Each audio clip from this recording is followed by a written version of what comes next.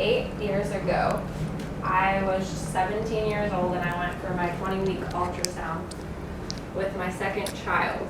The ultrasound tech stopped what she was doing and went out to get the doctor. The doctor came back and did the scan again and told me that my son will have cleft lip and palate. Today I'm going to share with you a little bit about cleft lip and palate and the causes of why it happens, and then the surgeries that come. I'm also going to share photos which I will pass around.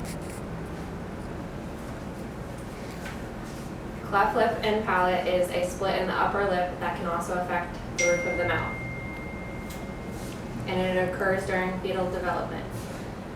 1 in every 1,600 children are born with cleft lip and palate.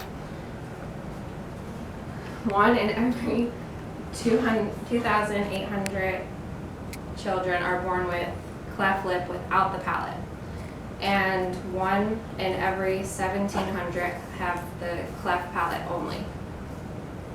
There are many different forms of cleft lip and palate. There is uni and bilateral cleft lip and palate. The unilateral is one side or the other. Bilateral is both sides, with the middle of the lip being either kicked out or gone altogether, which will affect the nostrils. The isolated palate is just the roof of the mouth with no outside formation messed up, and the cleft lip and palate is affecting both the lip and the roof of the mouth.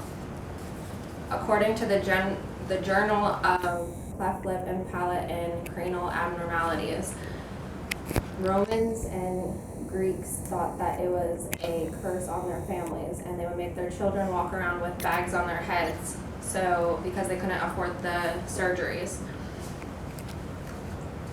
They also thought that they were abominations and thought that this meant a curse on their entire family.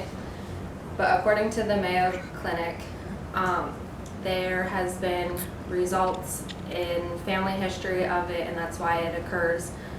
They also said that exposure to certain medications during pregnancy can cause cleft lip and palate, but at the end of the day, they still have no idea as to why it happens. For the CDC, they said that smoking, diabetes, and certain medications will increase your likelihood of a child with a facial deformality.